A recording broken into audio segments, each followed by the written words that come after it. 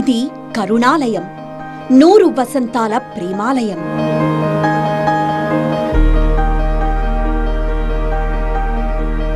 అదిగో సర్వశక్తిమంతుడి ఆలయం, ఆసియాలోనే 2వ అతిపెద్ద ప్రార్థనాలయం. నేను శాన్ ఫ్రాన్సిస్కో నుంచి వచ్చానండి. అక్కడ కంపారిటివ్లీ ఇక్కడ చర్చ్ ఇంత మంచిగా మెయింటైన్ చేయడం ఐమ్ వెరీ ఇంప్రెస్డ్. ఆది సంభూతుడు, అత్యున్నతుడైన క్రీస్తు మెదక్ నుంచి అందిస్తున్న శుభ సందేశం. కుల మతాలకు అతీతంగా ఎవరైనా సరే ఈ మందిర నిర్మాణంలో పాలు పంచుకుంటూ, ఇక్కడ వేయబడిన గుడారులో ఉంటూ, వారి పిల్లల్ని చదివించుకుంటూ, వారి ఆరోగ్యం విషయం ఇక్కడ హాస్పిటల్లో చూయించుకుంటూ, ఇక్కడే ఉండి ఈ మందిరం కొరకు పనిచేసినటువంటి చరిత్ర ఈ మందిరానికి ఉన్నది.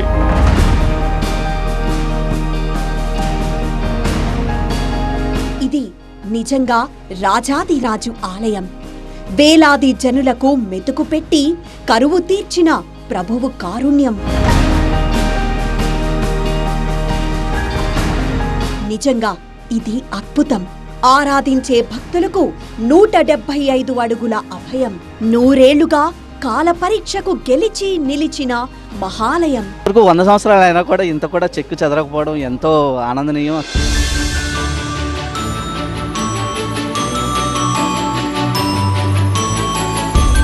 అవును, కాల పరీక్షను తట్టుకొని 100 ఏళ్లుగా ఠీవిగా నిలబడింది మెదక్ ఆలయం.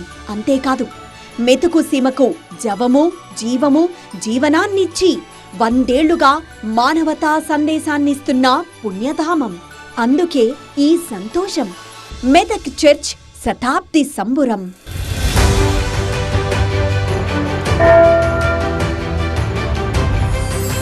మెతుకు సీమకి కరుణామయుని ఆశీర్వాదం.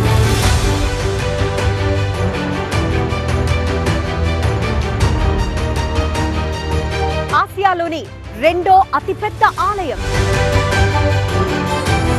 అంబరాన్నంటుతున్న 100 ఏళ్ల సంబురం.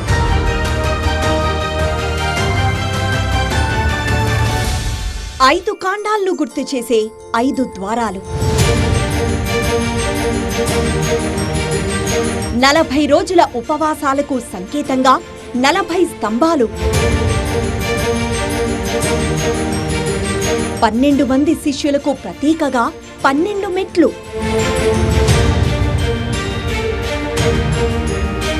కాంతి పుంజాలు ఆవిష్కరించే అద్భుతం.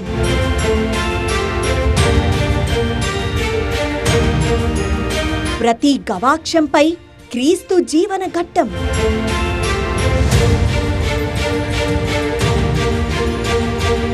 ఇలా మెదక్ చర్చ్లో అణువణువు ప్రత్యేకమే. ఎటు చూసినా అబ్బురమే. నిజంగా ఈ ఆలయం 100 ఏళ్లుగా చెక్కు చెదరని చారిత్రక సంపదకు నిలయం. ఈ కట్టడాలు కూడా చాలా ఎప్పట్లానే అట్లనే చెక్కు చెదరకుండా ఉన్నాయి. చాలా బాగుంది, చాలా సంతోషంగా ఉంది ఇక్కడికి రావడం.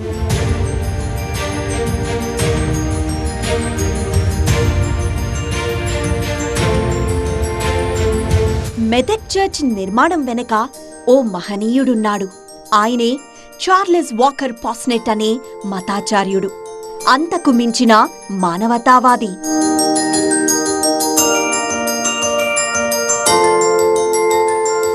రెవరెండ్ చార్లెస్ వాకర్ పాస్నెట్ జన్మభూమి ఇంగ్లాండ్, కర్మభూమి మెదక్.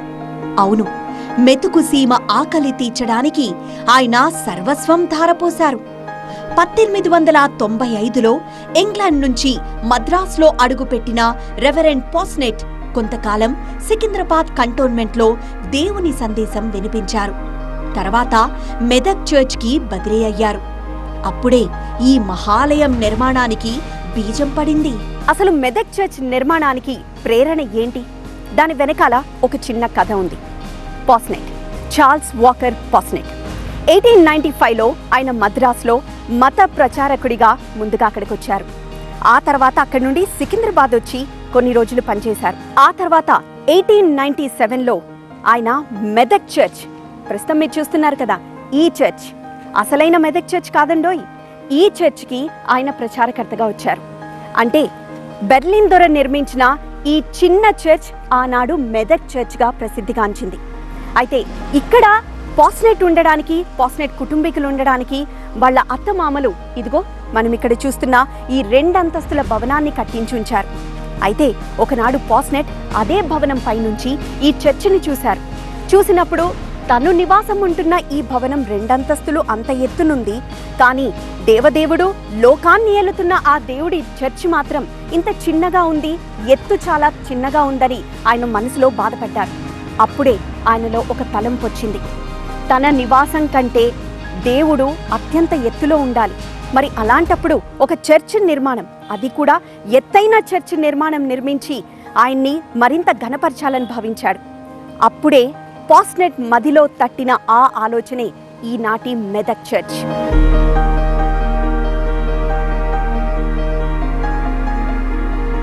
అలా సర్వలోక రక్షకుడికి మహోన్నత ఆలయం నిర్మించాలనుకున్న పాస్నెట్ అందుకు ప్రయత్నాలు ప్రారంభించారు. అవి మొదటి ప్రపంచ యుద్ధ కాలం నాటి రోజులు. కరువుతో ప్రజలు అల్లాడిపోతున్నారు. అంటురోగాలతో జనం పిట్టల్లా నేలరాలి చనిపోతున్న దుర్భరమైన పరిస్థితులు. ఆకలికి తట్టుకోలేక మట్టి తిని ప్రాణాలు నిలుపుకుంటున్న జనాన్ని చూసి తల్లడిల్లిపోయారు పాస్నెట్ దొర. ఇక్కడ ఆ రోజుల్లో కరువు కాటకాలతో ప్రజలు అల్లాడిపోయారు. ఆహార ధాన్యాలు దొరికేవి కాదు, పంటలు లేవు, వానలు లేవు, కాలువల్లో నీళ్లు లేవు, చెరువుల్లో నీళ్లు లేవు. అటువంటి పరిస్థితుల్లో మరి అన్నమో రామచంద్ర అన్నట్టుగా ప్రజలు చాలా ఇబ్బందులు పడ్డారు. ఎంత ఇబ్బందులు పడ్డారంటే చివరకు చెరువుల్లోని మట్టి తీసుకొచ్చి దాన్ని చపాతీల్లాగా పెనం మీద కాల్చుకొని తిన్నారంటే ఆ కరువు ఎంత రాక్షసిలాగా పీల్చుకు తిందో మనం గ్రహించవచ్చు.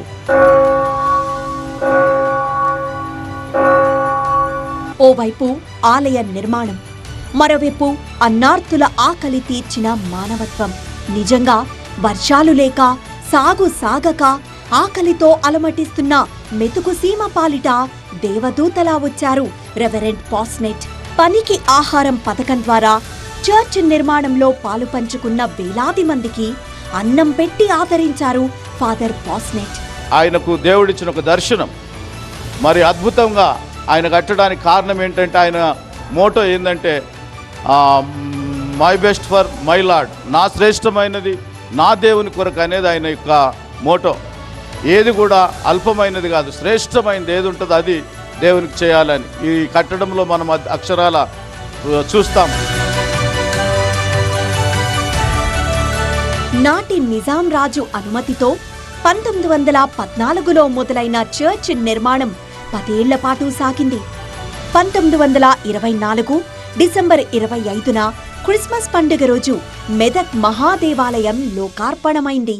మెదక్ చర్చ్ అనేది దేవుడి కృప వల్లనే నిర్మించబడింది. 1914లో నిర్మించబడింది. వరల్డ్లోనే ఇది సెకండ్ చర్చ్. 100వ సంవత్సరం జరగబోతుంది ఈ క్రిస్మస్కి. అండ్ జనాలు కూడా అంతే దేవుని భక్తితో వస్తున్నారు, దేవుని ప్రేయర్ చేసుకుంటున్నారు, ప్రార్థన చేయించుకుంటున్నారు. మళ్ళీ అన్నీ యథావిధిగా జరుగుతున్నాయి. చాలా బాగుంది. అండ్ మేము హైదరాబాద్ నుంచి ఎస్పెషల్లీ నా ఫ్రెండ్స్ని తీసుకొని వచ్చాను నేను ఇక్కడికి. ఇది చర్చ్ మాత్రమే కాదు, 100 ఏళ్ల తెలంగాణ చరిత్రకు సాక్షి. ఈ చర్చ్ నిర్మాణంలో 10 ఏళ్ల పాటు సుమారు 12,000 మంది కూలీలు పాలు పంచుకొని ఉపాధి పొందారు. అప్పట్లో ఈ ప్రాంతానికి గుల్షనాబాద్ అని పేరు. వేలాది జనం చర్చ్ నిర్మాణంలో భాగస్వాములు కావడం కోసం తండోపతండాలుగా తరలి వెళ్లేవారట. వారిని చూసి ఎక్కడికి వెళ్తున్నారు అని అడిగితే మెతుకు కోసం పనికి వెళ్తున్నామంటూ చెప్పేవారు. దీంతో ఆ ప్రాంతం గుల్షనాబాద్ నుంచి మెతుకు సీమగా పేరుగాంచింది. మెతుకు సీమకి మెదక్ చర్చ్ కి సంబంధమేంటి? ఒకప్పటి గుల్షనాబాద్ మెదక్గా ఎలా మారింది? ఒక్కసారి చరిత్రలోకి వెళ్తే చార్ల్స్ వాకర్ పాస్నెట్ ఈ చర్చ్ ని నిర్మించారు. ఆయన దైవ సందేశాన్ని వినిపించడానికి ఇక్కడికొచ్చారు. కానీ ఇక్కడికొచ్చాక పరిస్థితులు ఆయన్ని కలిచివేశాయి. ఒకవైపు యుద్ధం, ప్రపంచ యుద్ధం, మరోవైపు ఆకలితో అలమటిస్తున్న ప్రజలు. అప్పుడే సూప్, సోప్ అండ్ సాల్వేషన్ ఆయన లక్ష్యంగా పెట్టుకున్నారు. అప్పుడే ఈ చర్చ్ నిర్మాణాన్ని ఆయన ప్రారంభించారు. పనికి ఆహారం పథకం కింద 10 సంవత్సరాల పాటు 3 పూటల కడుపు నిండా భోజనం పెట్టారు. అలా ఎవరైనా ఎక్కడికి వెళ్తున్నావు అని అడిగితే మెతుకు కోసం అని చెప్తూ వచ్చారు. అలా మెతుకు సీమగా ఆ తర్వాత మెదక్గా మారింది ఈ ప్రాంతం పేరు. చర్చ్ నిర్మాణం కోసం దాదాపు 200 రకాల నమూనాలను తయారు చేశారట రెవరెండ్ పాస్నెట్. వాటిలో ఏది ఉత్తమమైందో తెలియక ఆందోళన చెందుతూ వాటన్నింటినీ ముందు పెట్టుకొని మోకరిల్లి, పరలోకదేవా, ఇందులో ఏ నమూనా ప్రకారం నిర్మించాలో దారి చూపు అంటూ ప్రార్థన చేశారట పాస్నెట్ దొర. ఉన్నట్టుండి పెద్ద గాలొచ్చి అందులోని 199 నమూనా కాగితాలు కొట్టుకుపోయి ఒకే ఒక్క నమూనా మిగిలిందట. అదే దైవ నిర్ణయంగా భావించి దాని ప్రకారం నిర్మించబడిందే ప్రస్తుత చర్చ్ అని పెద్దలు చెబుతున్నారు. దాదాపుగా 200 ప్లాన్స్ అక్కడ లండన్లో తీసుకొని అవన్నీ చూసి లాస్ట్కి ఒకే అతడు ఈ ఏదైతే స్ట్రక్చర్ ఉందో ఇది గోతిక్ స్టైల్లో కట్టినారు. మెదక్ చర్చ్ నిర్మాణానికి 10 ఏళ్ల పాటు పేదల ఆకలి తీర్చడానికి తన ఆస్తులన్నీ అమ్మేశారు రెవరెండ్ పాస్నెట్. తన దగ్గరున్న డబ్బు సరిపోక ఇంగ్లాండ్లో భిక్షమెత్తి మరీ ఈ చర్చ్ నిర్మాణాన్ని పూర్తి చేశారు పాస్నెట్. ఇది కేవలం ప్రార్థనాలయం మాత్రమే కాదు, మానవత్వానికి, మనిషితనానికి ప్రతిరూపం. 175 అడుగుల ఎత్తైన గోపురం, 200 అడుగుల పొడవు, 100 అడుగుల వెడల్పుతో మెదక్ కేథడ్రల్ చర్చ్ నిర్మాణం జరిగింది. యూరప్ గోతిక్ శైలిలో రాళ్ళు, డంగు సున్నంతో ఈ మహాలయం రూపుదిద్దుకుంది. లోపల ప్రతిధ్వని రాకుండా రబ్బరు, పత్తిని వినియోగించి పైకప్పును నిర్మించారు. దక్షిణ, తూర్పాసియా ఖండంలో ఈ కేథడ్రల్ చర్చ్ మహోన్నతమైందిగా పేరుగాంచింది. ఈ దేవాలయం 1914 నుంచి 1924 వరకు కట్టారు. అలానే 1924 డిసెంబర్ 25న అంటే క్రిస్మస్ రోజున ప్రతిష్ఠించారు. దీని గోపురం ఎత్తు 175 అడుగులు, 200 అడుగుల పొడవు, వెడల్పేమో 100 అడుగులు ఉంటుంది. ఇది ఈ డయసిస్ చెప్పుకోవాలంటే ఆసియాలోనే బిగ్గెస్ట్ డయసిస్. ఇంకా చెప్పాలంటే వాటికన్ తర్వాత second biggest diocese Medak cathedral church. ఆ కాలంలోనే మెదక్ చర్చ్ నిర్మాణానికి 32 లక్షల ఖర్చైనట్లు అంచనా. సువిశాల విస్తీర్ణంలో ప్రహారీ మధ్యలో చర్చిని నిర్మించారు. ఒకేసారి 5,000 మంది ప్రార్థనలు చేసుకోవచ్చు.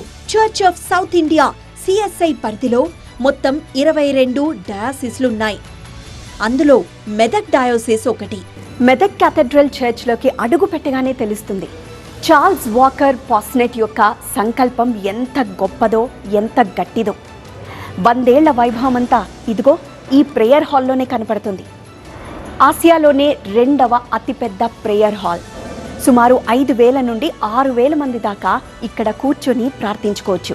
మరి ముఖ్యంగా ఈస్టర్, క్రిస్మస్ లాంటి పర్వదినాల్లో అయితే భక్తుల కోలాహలం మరింతగా ఉంటుంది. అండ్ ఇక్కడికొచ్చిన ప్రతి ఒక్కరూ ప్రార్థించిన ప్రతి ప్రార్థన దేవుడు వింటాడని, ఆ ప్రార్థనకి జవాబు లభిస్తుందని, అలానే తమ కోరికలు తీరుతాయని ప్రతి భక్తుని నమ్మకం.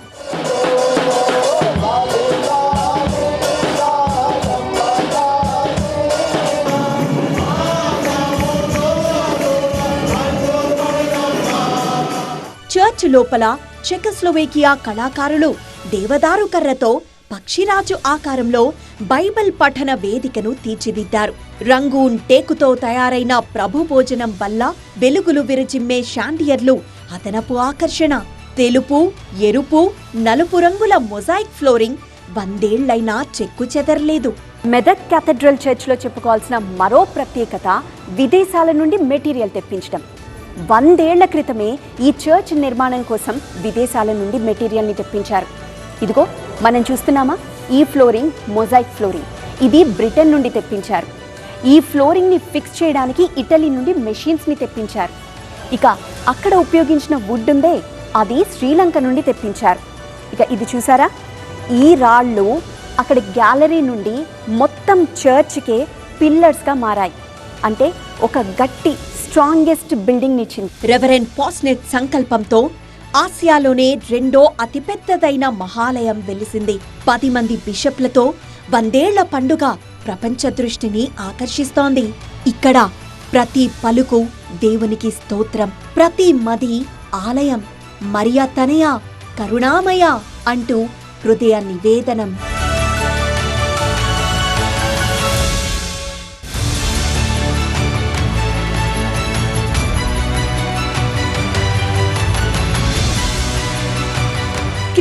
సత్యమార్గానికి దివ్య కేంద్రం మెదక్ మహాదేవాలయం. ఆ సత్యం ప్రతి సూర్యకిరణంతో పాటు క్రీస్తు గాథగా ప్రకాశిస్తుంది ఇక్కడ. చూడండి, గవాక్షాలు మెదక్ చర్చ్కు ప్రధాన ఆకర్షణ.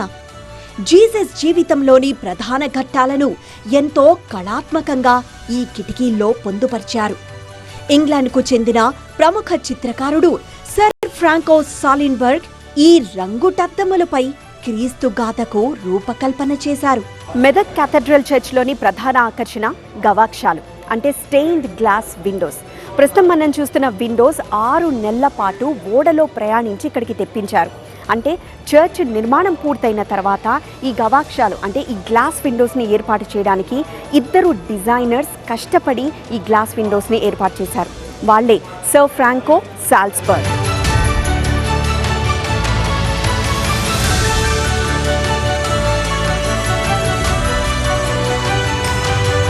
ముందుగా 1927లో అమర్చిన కిటికీ అద్దాల్లో క్రీస్తు ఆరోహణకు సంబంధించిన దృశ్యాలు పొందుపరిచారు.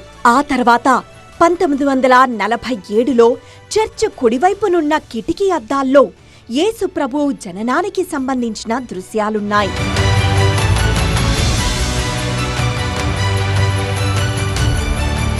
పడమర కిటికీ యేసు శిలువ వృత్తాంతం, యేసు శిలువ సందర్భాన్ని తెలియజేసేలా రూపొందించారు.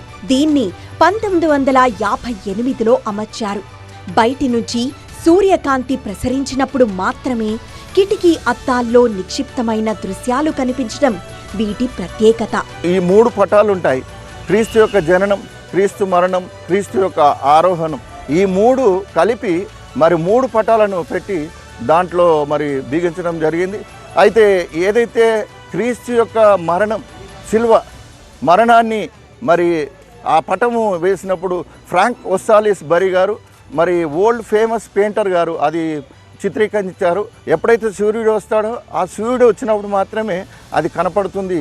మరి నైట్లో కనపడదు, బయట నుంచి కనపడదు. మీకు తెలుసా, మెదక్ చర్చ్ వైభవం, ప్రకాశం వెనక ఎందరో మహిళల సాయం, త్యాగమున్నాయి. యూరప్లో అప్పుడే పారిశ్రామిక విప్లవం మొదలైంది. నిధుల సేకరణ కోసం ఇంగ్లాండ్కి వెళ్లిన ఫాదర్ పాస్నెట్కు ఎందరో మహిళలు తమ మొదటి నెల జీతం విరాళంగా అందించారు.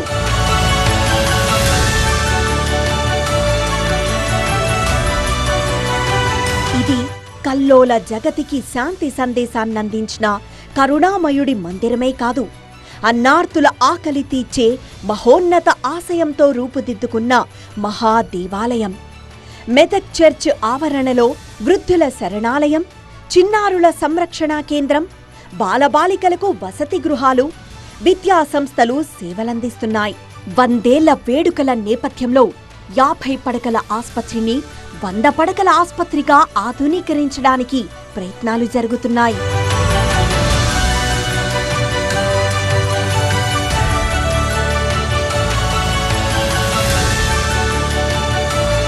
నీకోసం ఏడ్చేవాడికి నువ్వు రుణస్థుడువు అంటాడో మహాకవి. ఈ చర్చ్ నిర్మాణం ద్వారా కరువు నుంచి పేదలను కాపాడి ఆకలి తీర్చిన పాస్నెట్ దొరను మెతుకు సీమ ఎప్పటికీ గుర్తుంచుకుంటుంది. అందుకే పాస్నెట్ దొర 4వ తరం వారసులను ఈ శతాబ్ది ఉత్సవాలకు ప్రత్యేక అతిథులుగా ఆహ్వానించింది. తెలంగాణ ప్రభుత్వం కూడా మెదక్ మహాదేవాలయం 100 ఏళ్ల పండుగను ఘనంగా నిర్వహించడానికి సహాయ సహకారాలను అందించింది. మనం నేలలో ఏం విత్తుతామో అదే పొందుతాము. దృష్టిని బట్టే సృష్టి. ప్రపంచం సరిగా లేదనండం కాదు, ఆ ప్రపంచంలో మనం సరిగా ఉండాలి. ఇది క్రీస్తు ప్రబోధం. ఈర్ష్య, ద్వేషం, కోపం, క్రోధం, వీటితో ప్రపంచాన్ని జయించలేము. కానీ ప్రేమతో హృదయాల్ని జయించగలము, గెలవగలము. ఇదే క్రీస్తు ప్రవచనాల సారాంశం. ఈ సందేశాన్ని, జీసస్ ప్రేమతత్వాన్ని 100 ఏళ్లుగా చాటింది మెదక్ చర్చ్. ఇప్పుడు 100 సంవత్సరాల సంబరాలు జరుపుకుంటున్న మెదక్ చర్చ్ 1000 ఏళ్ల ఈ శుభ సందేశాన్ని అందిస్తూనే ఉండాలని కోరుకుందాం.